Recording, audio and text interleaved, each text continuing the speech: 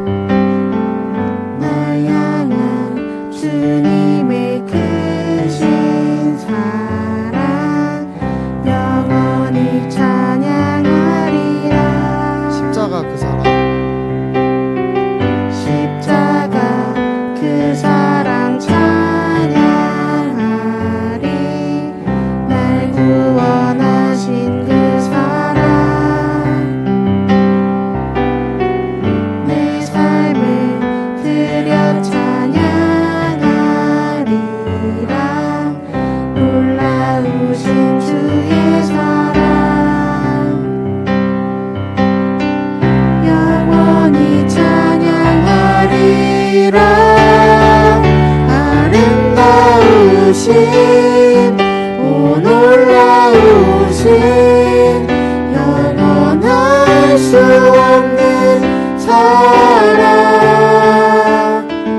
오 위대하신 하나님의 사랑 영원히 찬양하리.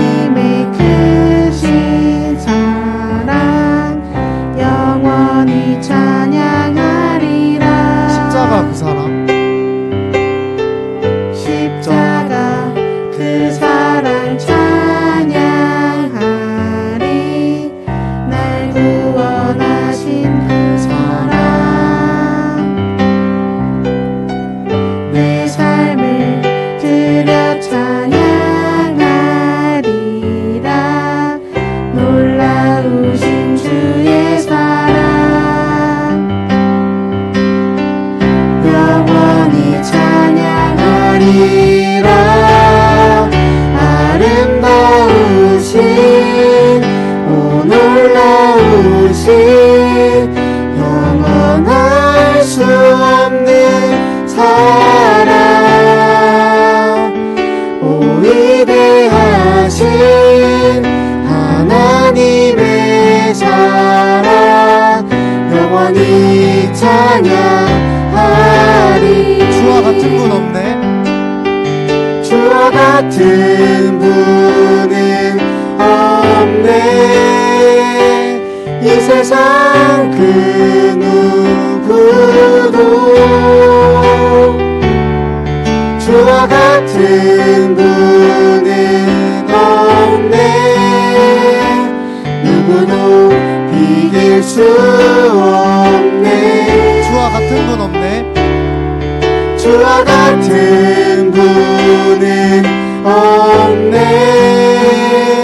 이 세상 그 누구도 주와 같은 분은 없네. 누구도 비길 수 없네. 아름다우신 오 놀라우신 영원할 수 없는 사랑 오 위대하신 하나님의 사랑 영원히 찬양하리.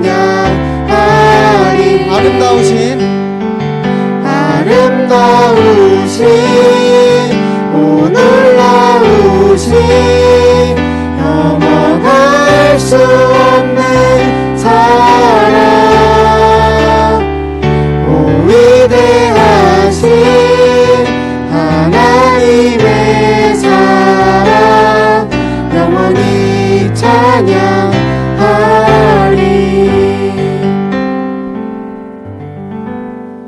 교회여 일어나라 찬양하시겠습니다.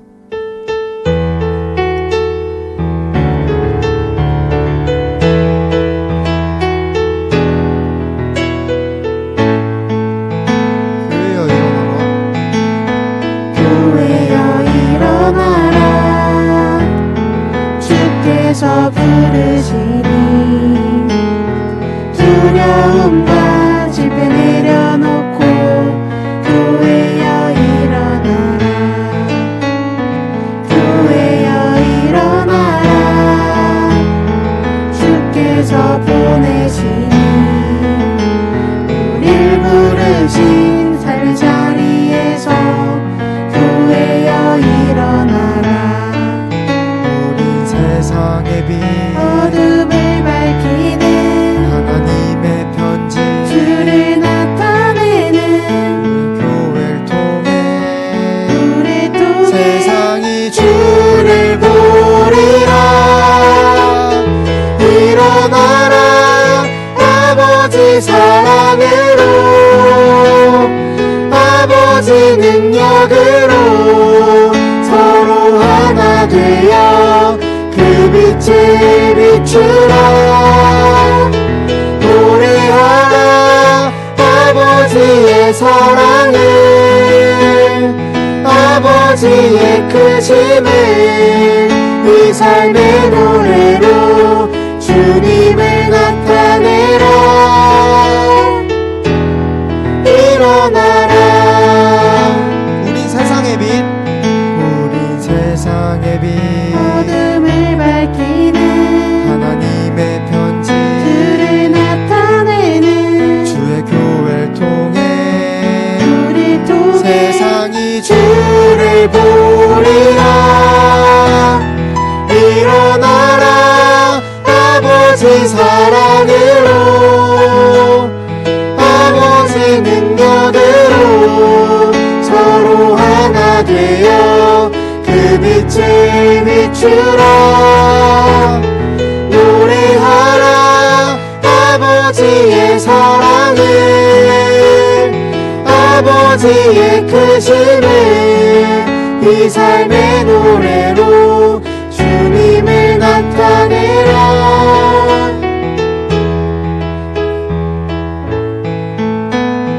일어나라 일어나라 아버지 사랑으로 아버지 능력으로 서로 하나 되어 그 빛을 비추라. 노래하라 아버지의 사랑을 아버지의 크심을 이 삶의 노래로 주님을 나타내라. 일어나라. 나의 예배를 받으소서 찬양하시겠습니다.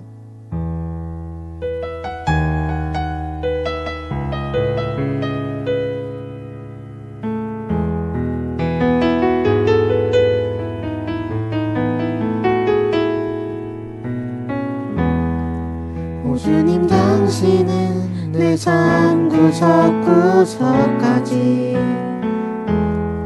감찰하시며 나를 응원하시는 분 내 길을 밝혀서 영원한 생명의 길로 인도하시며 나를 격려하시는 분 크고 작은 갈등을 겪곤 하지만 항상 결국 당신을 선택합니다. 오 주님 당신은 오 주님 당신은 내 삶 구석구석까지 감찰하시며 나를 응원하시는 분, 내 길을 밝혀서 영원한 생명의 길로 인도하시며 나를 격려하시는 분, 크고 작은 갈등을 겪곤 하지만 항상 결국 당신을 선택합니다.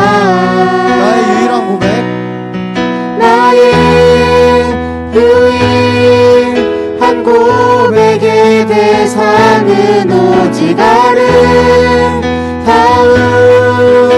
당신뿐입니다.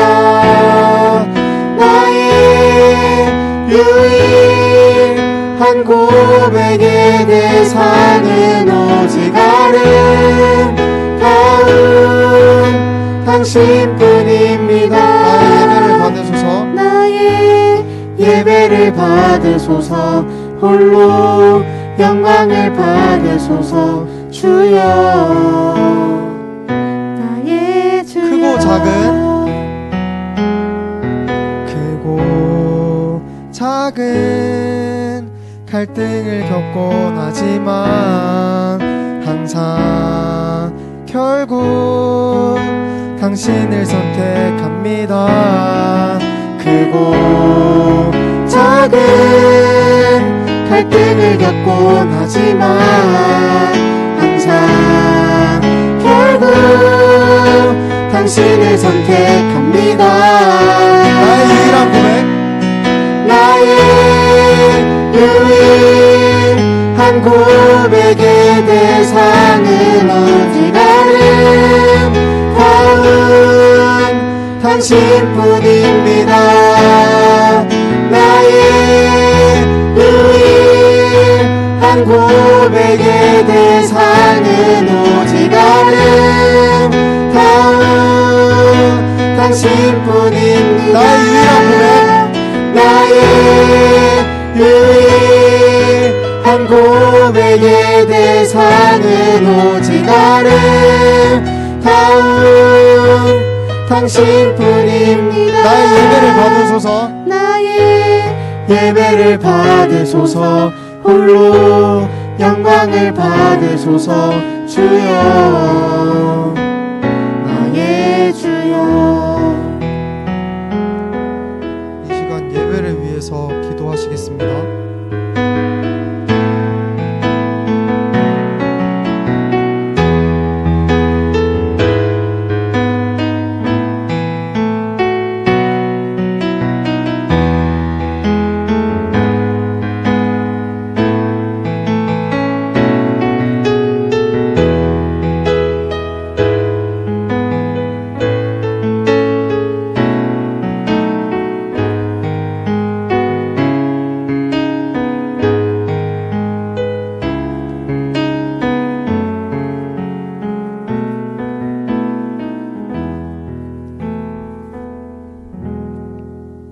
사도신경하시겠습니다. 나는 전능하신 아버지 하나님 천지의 창조주를 믿습니다. 나는 그의 유일하신 아들 우리 주 예수 그리스도를 믿습니다.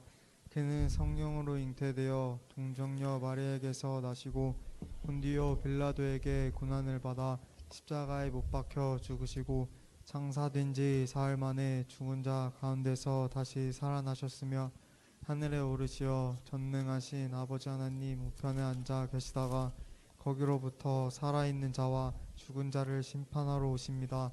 나는 성령을 믿으며 거룩한 공교회와 성도의 교제와 죄를 용서받는 것과 몸의 부활과 영생을 믿습니다. 아멘. 하나님 아버지 감사합니다. 우리의 예배의 대상이신 그 영이신 하나님께 오늘도 저희들을 이곳까지 인도하여 주셔서 한 주간 세상 속에 살았지만 하나님의 자녀로 살고자 부단히 애썼던 저희들의 지치고 힘든 마음들을 모아 이 자리에 머리를 숙이오니 예배를 통해 다시금 하나님의 살아계심과 우리를 향하신 그 은혜들을 기억하고 또 그 은혜가 다시금 재충전되어져서 세상에 정말 능력 있는 자들로 나아가는 귀하고 복된 시간 되기를 소망합니다. 그러한 우리의 모습을 기대하며 우리를 돌아보고 또 한 주간의 삶을 살필 때에 수많은 죄들과 또 수많은 연약함들이 있음을 고백합니다. 죄와 허물이 많은 인생 구원해 주셨음에도 또 그것에 벗어나지 못하는 우리를 불쌍히 여겨주시고 이 시간 주님께 예배하는 데 합당한 심령들이 되어 우리의 드려지는 예배가 공허한 메아리가 되지 않고 하나님 받으시는 예배 되기를 소망하오니 이 시간도 다시금 예수 그리스도의 십자가의 피로 깨끗함을 허락하시는 그런 사죄의 역사, 구속의 역사가 우리 심령 가운데 있게 하여 주시옵소서. 우리를 불쌍히 여겨 주셔서 이 시간도 불러주셨사오니 드려지는 예배를 통하여 주님의 귀한 은혜와 사랑을 덧입는 시간 되게 하여 주시옵소서. 교회와 또 이 지역과 또 이 나라를 볼 때에 더욱더 주님 앞에 무릎 꿇으며 정말 진정으로 주님 앞에 예배하는 참된 믿음이 무엇인지를 생각하고 고민하고 기도하게 됩니다. 원당제일교회를 기억하여 주시고 이곳에 세우셨사오니 주님의 참된 교회로 그 진리의 말씀대로 살아가는 그런 성도들과 또 우리 귀한 직분자들이 될 수 있도록 은혜 베풀어 주시옵소서. 그러기 위해서 이 시간도 부족한 종을 통하여 주께서 허락하시는 말씀이 정말 능력이 되고 위로가 되어서 우리의 갈 바를 온전히 알 수 있게 하여 주시고 그래서 아는 것으로 그치지 않고 실제 나의 삶을 통해서 그 말씀의 능력을 온전히 잘 나타낼 수 있는 그런 우리 성도들의 가정과 저들의 삶이 되게 하여 주시옵소서. 들을 수 있는 길을 허락하시고 주의 능력의 말씀이 좋은 밭에 뿌려질 줄 믿사오니 30배, 60배, 100배의 큰 열매를 맺는 시간이 되게 주시옵소서. 특별히 우리 청년들을 하나님 기억하여 주시고 청년의 때에 창조자를 기억하라고 하신 말씀은 청년들로 하여금 세상의 것을 바라보지 않고 세상의 유혹에 빠지지 않게 하기 위한 주의 말씀인 줄 믿습니다. 주님만 바라보게 하시고 주께서 우리 청년들에게 향하신 뜻과 계획들을 잘 기억하고 알아 그 뜻대로 살아가는데 부단히 노력하고 애쓰고 치열하게 세상과 싸워 넘어지는 것이 아니라 이기고 승리하여 그곳에 하나님의 나라를 온전히 이뤄가는 청년들 되게 하시고 그들의 삶을 통해 하나님의 교회와 또 하나님의 나라가 더욱더 세워지게 하여 주시옵소서. 감사를 드리며 예배 시작하오니 마치는 시간까지 함께하여 주실 것을 믿고 존귀하신 예수 그리스도 이름으로 기도드립니다.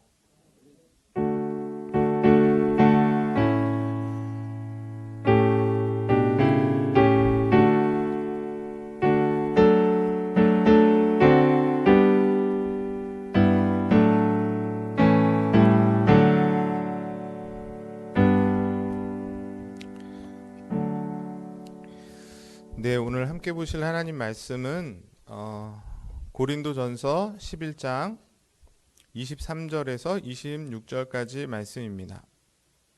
신약성경책 277쪽 고린도전서 11장 23절에서 26절까지 말씀 우리 같이 한 목소리로 함께 합독하도록 하겠습니다. 고린도전서 11장 22절부터입니다. 같이 읽겠습니다. 시작. 내가 너희에게 전한 것은 주께 받은 것이니 곧 주께서 잡히시던 밤에 떡을 떼사 축사하시고 떼어 이르시되 이것은 너희를 위하는 내 몸이니 이것을 행하여 나를 기념하라 하시고 식후에 또한 그와 같이 잔을 가지시고 이르시되 이 잔은 내 피로 세운 새 언약이니 이것을 행하여 마실 때마다 나를 기념하라 하셨으니 너희가 이 떡을 먹으며 이 잔을 마실 때마다 주의 죽으심을 그가 오실 때까지 전하는 것이니라. 아멘. 네, 식사 잘 하셨습니까? 네, 교회에서 식사를 함께 하지는 못하지만 또 우리가 같이 성도들 3, 4, 5 모여서 그렇게 식사를 하고 또 이렇게 모여서 또 오후에 찬양 예배로 드리는 것이 또 하나님 기뻐하시는 일인 줄 믿습니다. 저희가 소리문답을 계속 배우고 이제 후반부에 들어서고 있습니다. 이제 성찬에 대해서 오늘 배우면 이제 다음 주부터 이제 다음 주는 추수감사주니까 또 감사 설교를 하고 그 다음 주부터 이제 성찬 그다음 기도하면 이제 소리문답의 대장정이 끝나게 됩니다. 지난주에 우리가 세례란 무엇인가에 대해서 배웠습니다. 잘 알고 계시지만 제일 중요한 건 세례는 예수님께서 직접 명령하셔서 세우신 예식이다. 그래서 우리는 성례가 2개라 그랬어요? 7개라 그랬어요? 2개밖에 없다. 나머지 5개는 인간이 만든 것이라고 했습니다.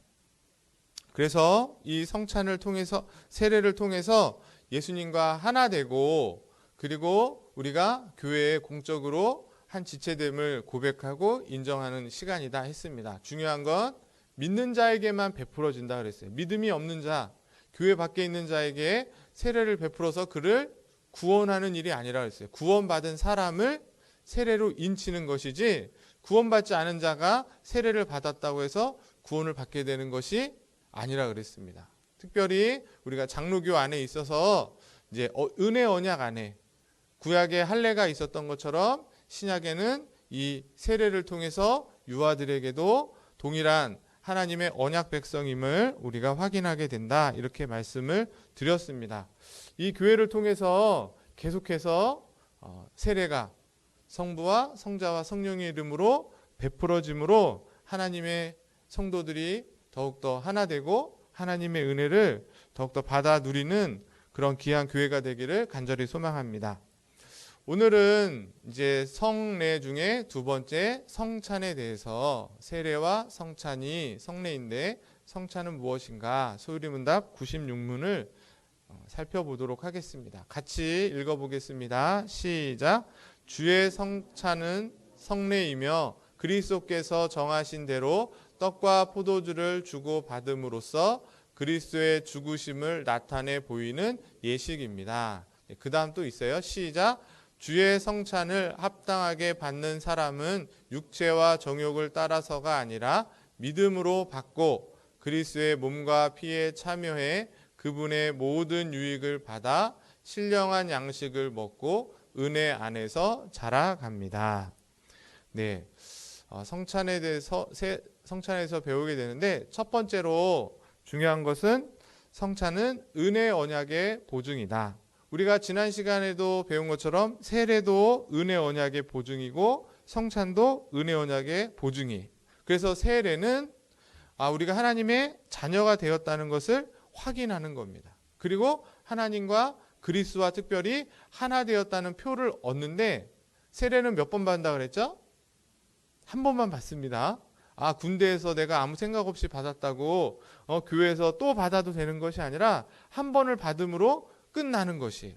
그런데 그렇게 은혜 언약 가운데 있다는 것을 세례를 통해 확인하고 확정한 후에 그 다음부터는 뭐를 통해서?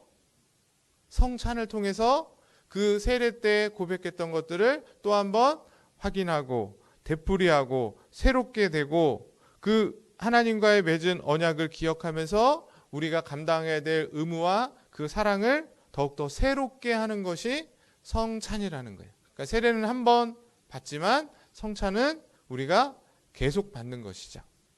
그래서 주님께서 이 성찬도 직접 세우셨어요. 오늘 우리가 읽은 본문은 사도 바울의 말씀인데 사도 바울이 그 사실을 분명하게 말하고 있습니다. 뭐라고 말해요? 23절에 보면 내가 너희에게 전한 것은 주께 받은 것이다. 그러니까 지금 세례 요한이 성찬에 대해서 고린도 교회에 설명을 하는데 그리고 아마 그 교회 안에서 사도 바울이 성찬을 거행했을 것이에요. 그러면서 하는 말이 뭐예요? 지금 우리가 하고 있는 이 성찬은 누구에게 받은 것이다? 주께 받은 것이다. 주님께서 제정하신 것이다. 그러면서 이제 얘기를 하는 거죠. 주님께서 잡히시기 전에, 십자가에 달려 돌아가시기 전에 어떻게 해요? 제자들과 함께 최후의 만찬을 하시는데, 그때 먹고 있던 뭐 특별한 떡을 만들어서 이것을 성찬으로 해야지 한 게 아니라, 먹고 있던 그 떡을 잡으시고 그것을 축사하시면서 뭐라 그러셨다고요? 이것은 너를 위하는 내 몸이니 이것을 너희들이 기억하면서 계속 행하라. 이렇게 말씀을 하십니다. 그리고 난 후에 또 뭘 가지고 먹고 있던 포도주를 드시고, 그 포도주를 가지고 뭐라 그래요? 이 잔은 내 피로 세우는 새 언약이니 이것을 기억하고 계속 행하라. 이렇게 말씀하심으로 인해서 성찬, 거룩한 예식으로서의 성만찬이 예수님을 통해 제정되어졌다라는 것입니다. 무슨 말씀인지 아시죠? 그래서 그 주님께서 제정하신 그 성찬이 제자들과 사도들과 교회를 통해서 오늘날 우리 시대까지 누가 받아요? 아무나 받는 것이 아니라 세례받은 사람만 이 성찬을 대할 수 있게 된다는 것이에요. 이따가 뒤에서 말하겠지만 세례받지 않은 사람이 성찬을 받으면 어떻게 됩니까? 이때는 성경이 기록된 당시에는 죽었는데 다행히 오늘은 안 죽어요. 성찬을 마시다가 죽었던 사람은 별로 없습니다. 맞죠? 죽지 않지만 성경에 뭐라고 표현되어 있어요? 자기 죄를 먹고 마시. 아무 의미가 없다는 거예요. 세례를 받지 않고 믿음이 없는 자가 성찬을 대한다고, 그 떡을 먹고 그 피를 마신다고 해서, 그 포도주를 마신다고 해서 그에게 어떤 효과가 있는 것이 아니다라고 말하고 있습니다. 중요한 것은 오늘 본문에 특별히 26절 말씀이에요. 우리가 이 성찬, 떡을 마시고 포도주를 대하는 것을 통해서 어떤 의미가 있는가? 26절 같이 한번 다시 읽어보겠습니다. 시작. 너희가 이 떡을 먹으며 이 잔을 마실 때마다 주의 죽으심을 그가 오실 때까지 뭐 하는 것이다? 전하는 것이라는 거예요. 성찬을 대함으로써 예수님이 나를 위해서 그의 몸을 찢기셨고 그의 피를 흘려주셨구나를 기억하여서 그 주님의 죽으심에 대한 은혜와 사랑을 기억하고 그것을 사람들에게 전하는 것이에요. 그래서 이 성찬은 이 땅에 있는 모든 교회들, 가시적 교회, 오늘 목사님 설교한 것처럼 예배당에 모여서 이렇게 모이는 모든 교회는 주님이 다시 올 때까지 반드시 해야 될 사명인 것이에요. 이거 성찬 너무 귀찮으니까 우리 교회는 안 하는 게 아니라 반드시 해야 될 것이 성찬이라는 것입니다. 이 성찬을 통해 십자가에서 나의 죄를 사하시기 위해서 죽으신 그 예수님의 몸과 피를 기억하고 그 십자가의 구속의 은혜를 생각하며 감사하는 것이죠. 그래서 사실 교회가 이 성찬을 자주 많이 하는 것이 성도들에게 유익한 것입니다. 그걸 준비하는 권사님들이나 그걸 집례하는 목사는 조금 수고로울 수 있지만 성도들에게는 자주 하는 것이, 많이 하는 것이 유익하고 감사한 일일 것입니다. 그런데 오늘날 이 성찬에 대한 견해가 네 가지의 견해로 나눠지고 있어요. 전에도 한번 말씀을 드렸는데 마가복음 14장 22절로 24절에 지금 사도 요한이 얘기했던 그 말씀이 그대로 주님의 음성으로 기록되어 있습니다. 그런데 마가복음 14장 22절 24절에 보면 지금 했던 말씀과 똑같이 주님께서 그 떡을 가지고 이것은 내 몸이다 이렇게 말하셨어요. 그리고 포도주를 들고 이것은 내 피다 이렇게 말씀하셨습니다. 이것은 내 몸이고 이것은 내 피다라고 했던 그 말을 어떻게 해석하느냐에 따라서 네 가지로 주장이 나오고 있고, 그래서 천주교와 기독교가 구분이 됩니다. 그리고 기독교 안에서도 장로교와 루터교가 또 구분이 되고 있어요. 간단하게 살펴보려고 하는데 첫 번째 천주교는 화채설이에요. 화채설이 뭐예요? 신부가 그 떡을 들고 예수님이 기도하듯이 뭐라고 말하냐면 이것은 그리스도의 몸입니다. 이렇게 말해요. 성당에 안 가보셨죠? 저는 가봐서 봤는데 실제로 그렇게 합니다. 이렇게 떡을 두 손으로 탁 들고, 이게 동그란 떡이거든요. 아주 얇은 거. 그렇게 딱 들고 성체라고 그들은 말해요. 이거는 주님의 몸입니다. 이렇게 하거든요. 그러면 이렇게 나와가지고 이렇게 무릎을 꿇어요. 무릎을 꿇으면 신부가 이렇게 입에 넣어줍니다. 자기가 이렇게 우리는 이렇게 집어서 우리가 먹잖아요. 그러면 안 돼요. 왜? 이거는 주님의 몸입니다 하는 순간 그 떡은 실제로 예수님의 몸이 되었다고 그들은 주장하는 거예요. 그래서 그 신부만 잡을 수 있습니다. 그래서 무릎을 꿇고 입을 벌리면 먹여주죠. 좋겠죠? 먹여주니까.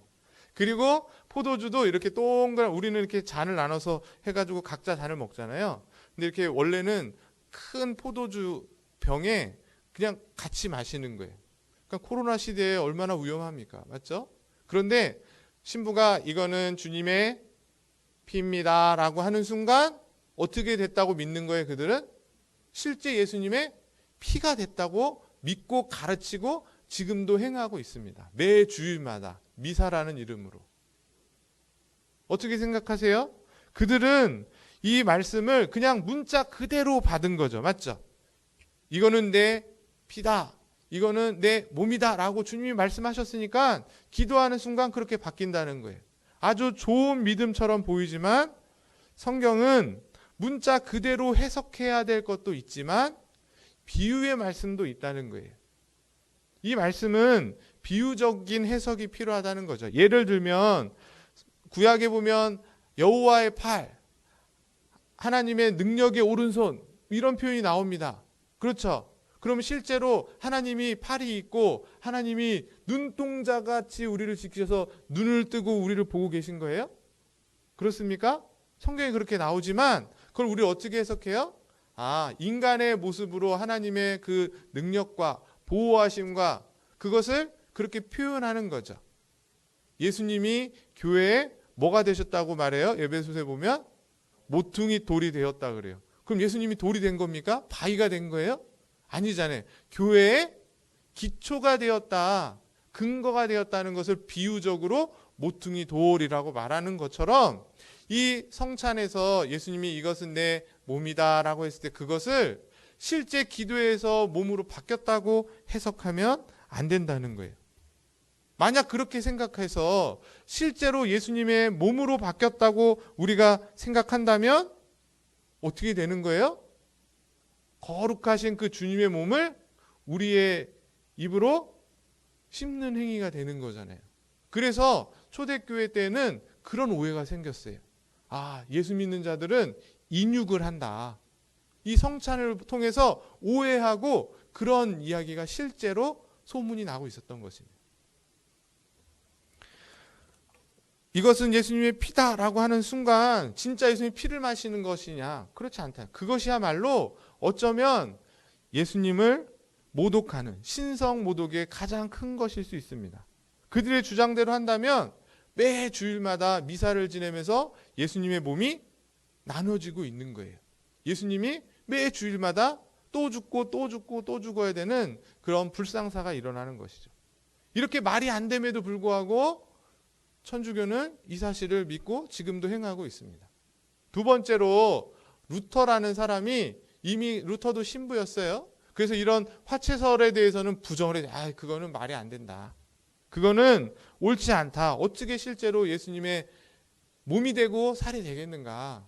그러나 그 떡이 있고 그 떡 안에 예수님의 몸이 한 0.1% 정도 들어있다. 그래서 공제설. 네? 예수님이 피가 전체가 100% 바뀐 건 아니지만 그 떡 안에 또는 그 떡 밑에 함께 공존해 있다고 주장했던 것이 루터입니다. 그래서 루터교는 이 공제설을 따르고 있어요.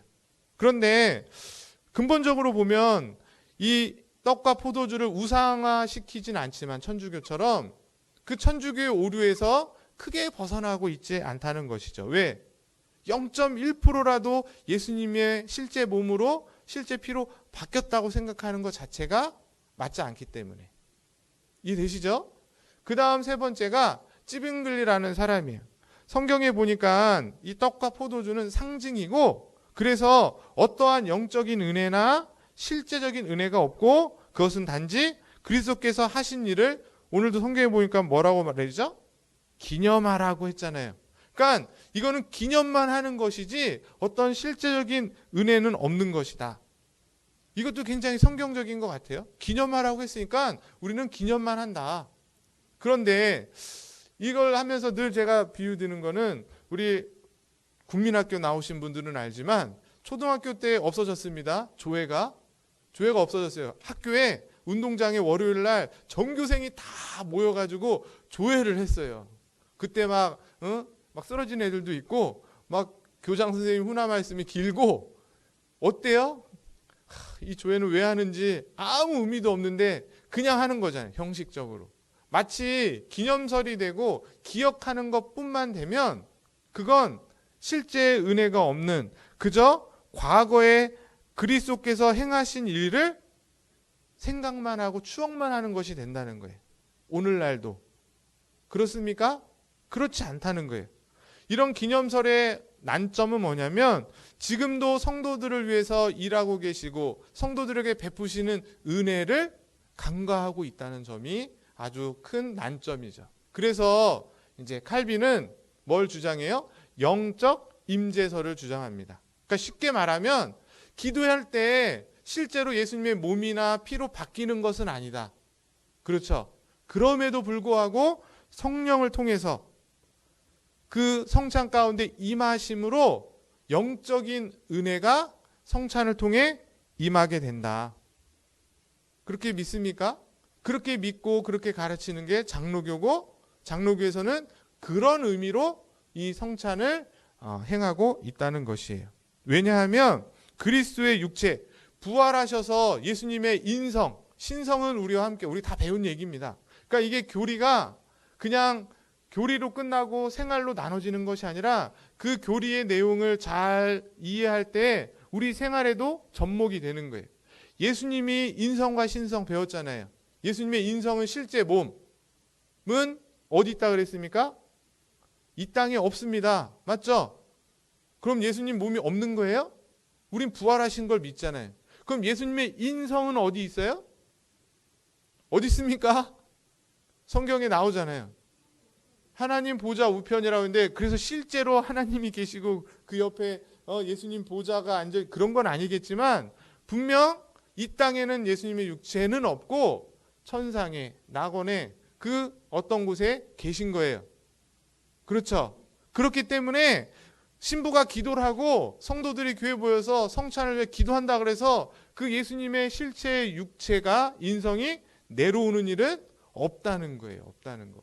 단 그분의 신성으로서의 은혜와 그 십자가의 능력이 성찬을 대하는 성도들에게, 이따가 말하겠지만 믿음으로 그것을 받는 자에게 임한다 안 임한다? 임한다고 믿는 것이죠. 그리고 그런 경험들을 성찬을 통해 저와 여러분들이 하셔야 되는 겁니다.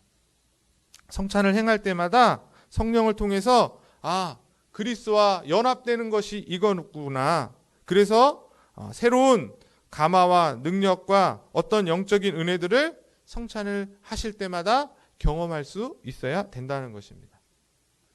그래서 이런 성찬을 통해서 이런 영적인 임재를 사모하면서 성찬을 합당하게 대할 때에 받게 되는 유익을 이제 말하고 있습니다. 세 가지를 말하고 있는데, 첫 번째는 모든 은혜의 혜택을 받는다, 이렇게 말하고 있어요. 무슨 얘기냐면 떡과 포도주가 상징하는 그 예수님의 몸과 피, 그 피로 말미암아 뭘 기억한다 그랬어요? 우리를 위해 십자가에 죽으신 그 구속의 은혜를 성찬을 우리가 대할 때마다 또 한번 확인하고 경험하게 되신다는 거예요. 지난번에도 말씀드렸듯이 말씀을 통해서 우리가 그냥 귀로만 듣습니다. 그렇죠? 그러니까 졸리기도 하고 딴 생각도 들고 하는데, 이 앞에 그 보이는 말씀으로서 성찬, 떡과 포도주를 우리가 같이 나눠 먹고 마심으로써, 직접 여러분이 손을 잡아서, 그게 예수님의 몸이 되지는 않지만 그 떡을 먹음으로써 느끼는 것을 통해 뭐를 더 생각한다? 아, 예수님이 나를 위해 십자가에 죽었던 그 피와 그 살을 기억하면서 더 감격하게 되고 더 감사할 수 있게 된다는 것이죠. 그런 의미에서 이 성찬을 통해 우리에게 그런 은혜들을 덧입게 된다는 것이죠. 두 번째로는 그래서 영적인 양육을 받는다는 것이에요. 떡과 포도주를 먹음으로 육적으로 우리가 힘을 제공받듯이 성찬은 영적인 양식인 거죠. 그래서 영적인 힘을 공급해 준다는 거예요. 성찬을 대할 때마다 그 조그만 떡이고 한 잔의 그 포도주지만 그걸 통해 우리의 영적인 생명과 영양을 공급받아서 성찬에 참여하는 자들은 그 성찬을 통해 주시는 참된 기쁨과 평안과 감사가 더욱더 넘쳐나고 더 깊게 누릴 수 있게 된다는 것입니다. 그리고 성장이 있다. 이런 성찬을 대하는 자들, 떡과 포도주를 대함으로 인해서 아, 예수님이 그 십자가에서 얼마나 큰 고통이 있었을까를 조금이나마 생각하게 되는 거죠. 성찬을 대할 때마다. 아, 이걸 대하면서 그냥 아무 생각 없이 대하는 것이 아니라 그게 예수님의 몸은 아니지만 피는 아니지만 예수님이 나를 위해서 2000년 전에 그 십자가에서 얼마나 큰 고통을 당하셨을까를 생각하는 거죠. 그러면 어떻게 돼요? 내가 조금 더 하나님의 말씀대로 그 십자가의 은혜를 받은 자답게 살기 위한 새로운 결심과 결단을 하게 되는 것이죠. 그런 의미에서 성찬을 통해서 우리는 삶 속에 변화를 갖고 하나님의 자녀답게 살고자 하는 결심과 노력을 하게 된다는 것입니다. 바로 성찬을 통해 우리는 신령한 양식을 받아 먹음으로 성찬을 통해 베푸시는 은혜를 받고 그 은혜에 합당한 자로 살아가 더욱더 성숙한 하나님의 자녀들로 살아가게 되는 줄 믿습니다. 그러면 이제 소율의 문답에서는 이런 성찬의 유익을 받기 위해서는 어떻게 이 성찬을 받아야 되는가? 성찬을 합당하게 받기 위해서 우리에게 요구되는 게 무엇인가? 이렇게 물어보고 있습니다. 자, 답을 같이 한번 읽어보겠습니다. 시작. 주의 성찬을 합당하게 받기 위해서는 자신이 주의 몸을 분별하는 지식이 있는지, 주님을 양식으로 삼는 믿음이 있는지, 회개와 사랑과 새로운 순종의 마음을 지녔는지를 점검해야 합니다. 만약 합당하지 않게 참여하면 자신에게 임할 심판을 먹고 마시게 됩니다. 무슨 얘기인지 아시겠어요? 자, 정리를 하면 성찬에 합당한 그 자세의 구체적인 태도 뭐냐? 첫 번째, 겸손한 태도예요. 그러니까 이 로마 카톨릭하고 또 이 개신교하고 이 큰 간격이 있는 것 같아요. 기념설과 화채설 그 중간에 영적 임재설이 있는 거예요. 무슨 얘기냐면 로마 카톨릭은 실제 예수님의 몸으로 바뀌었다 그러니까 이걸 너무 우상시하는 거예요. 그래서 정말 무릎을 꿇고 정말 간절한 마음으로 받습니다. 그 마음은 너무 좋은데 그게 어떤 거예요? 지나친 거죠. 그래서 실제 예수님 몸이 됐다 이렇게 말하니까. 기념설은 그냥 상징하는 것뿐이야. 아무 의미도 없어 하면 어때요? 그냥 소홀히 하고 그냥 무시하고 성찬이 있는지 없는지 신경도 안 쓰고 준비도 안 하고 이러는 거죠. 저는 한국교회 대부분이 이렇다고 봅니다. 한두 분 빼고. 아니면 우리 권사님들 같은 경우에 막 진짜 이 성찬을 드시면서 막 우시는 분도 계세요. 그러니까 이 양쪽 극단에 있는 거예요.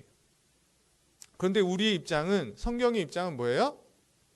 예수님의 실제 몸은 아니지만 그렇다고 아무 의미가 없는 것이라 영적인 은혜와 임재가 있기 때문에 겸손한 마음으로 그 다음에 준비하는 자세로 이 성찬을 대해야 된다는 거예요. 왜? 그 떡과 포도주지만 그걸 마실 때, 그걸 먹을 때 어떻게 된다고요? 예수님의 영적인 은혜가, 임재가 있기 때문에. 그래서 성찬을 대할 때 분주한 마음이나 혼란스러운 마음으로 성찬을 대하는 것이 아니라 겸손한 태도로 성찬을 대해야 될 것이고 준비하며 받아야 된다는 거예요. 그래서 교회가 성찬을 하기 전에 한 주 전에, 두 주 전에 광고를 하는 겁니다. 그렇죠? 여러분 잘 생각해 보세요. 다음 주에는 성찬 예식이 있습니다. 라고 미리 광고를 해요. 왜 할까요? 준비하라고. 네? 떡도 준비하고 포도도 준비해야 되지만 성도들이 다음 주에 성찬이 있구나 라고 생각하고 한 주간 자신을 살펴야 되는 거예요. 그러한 마음으로 준비되어서 성찬을 대해야 성찬을 통해 주시고자 하는 영적인 은혜가 임하는 것이지, 아무 생각 없이 그냥 와가지고 오늘 성찬이었네? 이걸 먹어야 되나 막아야 되나 막 고민하고, 그래 배고픈데 먹지 뭐, 이거 먹으면 그래도 뭔가 내 문제가 해결되고 지금 기도가 응답이, 그런 의미로 받는 것은 아무 의미가 없다는 것이. 저희 청년들에게 얘기하는데 뭐 남자친구 만나고 여자친구 만날 때는 요즘도 그냥 막 나가긴 하더라고요. 네? 너무 친해지면 내가 너무 좋아하는 연예인 만나러 가. 그러면 그냥 나갑니까? 그러지 않잖아요. 막 온갖 거 준비하고 막 해서 나가는 것처럼. 근데 우리 권사님들, 우리 장로님들 만약에 청와대에서 대통령이 만나자고 연락이 왔어. 그러면 그냥 가십니까? 뭐 진짜 옷이라도 하나 빼입고 막 미용실 갔다 오고 뭐 그러지 않으세요? 그 정도는 아니라 할지라도 예수님의 피와 살이 변하지는 않지만 그 주님의 십자가를 기억하면서 기념하는 그 성찬을 대한다면 우리가 준비하고 또 기대하면서 성찬을 대하는 것이 합당한 자세일 거라고 믿습니다. 그리고 마지막 세 번째로 성경에서는 자기 자신을 살피라고 말하고 있어요. 성찬을 참여하는 자들에게 한 가지를 당부하고 있는데, 자신을 살펴라. 네, 말씀을 보겠습니다. 오늘 그 뒷절부터 나오는데요. 27절부터 29절 우리 같이 한번 읽어보겠습니다. 시작. 그러므로 누구든지 주의 잔을 합당치 않게 먹고 마시는 자는 주의 몸과 피에 대하여 죄를 짓는 것이니라. 잠시만요. 네, 제가 넘길게요. 제가 넘기고 집사님 넘기니까 두 개가 넘어가고 그런 것 같아요. 네, 28절 읽겠습니다. 사람이 자기를 살피고 그 후에야 이 떡을 먹고 이 잔을 마실지니 주의 몸을 분별하지 못하고 먹고 마시는 자는 자기의 죄를 먹고 마시는 것이니라. 그러니까 여러분 26절까지 보시면 안 되고 29절까지 보셔야 되는 거예요. 26절에 성찬을 통해 주님을 전한다라고 끝난 것이 아니라 27절부터 그런데 그 성찬을 잘 대해야 된다는 거예요. 합당하게 대해야 된다. 합당하게 대하지 못하면 뭐래요? 한마디로 자기 죄를 먹고 마시는 거다. 그래서 성경은 뭐라고 말해요? 주님의 살과 피에 대해서 범죄하는 죄가 된다는 거예요. 성찬을 합당하게 대하지 않으면. 주님의 살과 피를 무례하게 불손하게 대하는 것이고, 이런 자는 결국 어떻게 된다고 말하고 있어요? 영원한 심판을 받게 될 것이다 라는 경고를 하고 있습니다. 제가 아까 전에도 말했듯이 이 성경이 쓰여질 당시에는 성찬을 잘못 대함으로 인해서 정말 죽었습니다. 고린도전서에 그래서 사도 바울이 이 성찬에 대한 교훈을 주고 있는 거예요. 너무 시장하다고 먼저 먹은 사람이 죽게 됩니다. 다행히 오늘날은 성찬을 대하다 죽었다는 뉴스는 본 적이 없어요. 은혜로운 거죠. 네. 그러나 반드시 기억할 것, 이 성찬을 합당하게 대해야 되는 것이구나. 합당하게 대하지 않으면 죽지는 않지만 성찬을 통해 주시고자 하는 은혜를 받을 수 없어요. 주님과의 진정한 교제가 없고 그 사람은 마지막 저 하늘나라에 들어가지 못하는 영원한 심판을 받게 될 것을 성경이 말하고 있습니다. 바라기는 오늘 성찬에 대해서 이미 다 알고 계시는 말씀일 텐데 제가 높아심에 또 말씀을 드리는 거라고 생각을 해요. 네. 주신 말씀 기억하시면서 이것을 마음에 잘 새기시고, 첫 번째, 성찬이 있으면, 성찬이 있다고 광고가 되어지면 어떻게 해야 돼요? 반드시 참여하셔야 돼요. 특히 한국 교회는 성찬을 자주 하지 않잖아요. 1년에 뭐 4번, 많이 하는 데는 뭐 6번, 매주 하는 데는 거의 없습니다. 맞죠? 근데 옛날 초대교회는 매주 했어요. 예배가 끝나고 설교가 끝난 뒤에 세례 받지 못한 자들은 이렇게 나가고 세례 받은 자들끼리 성찬을 늘 대했습니다. 성찬이 있을 때에는 그냥 바쁘니까 그렇게 생각하지 마시고 꼭 참여하셔라. 참여하시되 오늘 말씀처럼 자기 자신을 살펴서 합당하지 못한 것이 있다면 한 주간 회개하고 그 성찬을 대하고 합당하게 대하셔서 성찬을 통해 주시고자 하는 그 하나님의 은혜와 복을 받아 누리는 그런 우리 교회와 성도들, 특별히 우리 청년들이 되실 수 있기를 주님의 이름으로 간절히 축복합니다. 기도하겠습니다. 하나님 아버지, 오늘도 귀한 말씀으로 저희들을 함께 전하고 듣고 주의 교훈으로 교훈하신 것 감사를 드립니다. 특별히 성찬에 대하여 배웠는데 이제는 앞으로 성찬에 참여할 때마다 이 귀한 말씀을 따라서 우리 자신을 스스로 살피고 그리스도의 십자가의 죽으심을 기억하며 그 은혜와 사랑이 얼마나 크고 감사한지 우리의 몸으로 우리의 마음으로 더욱더 분명하게 깨닫고 체험하여서 십자가 은혜에 합당한 삶으로 세상 속에 그리스도인답게 살아가는 은혜를 허락하여 주시옵소서.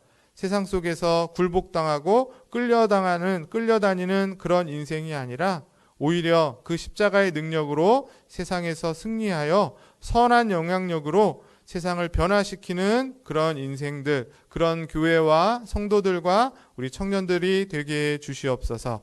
믿고 감사를 드리며 존귀하신 예수 그리스도 이름으로 기도드립니다.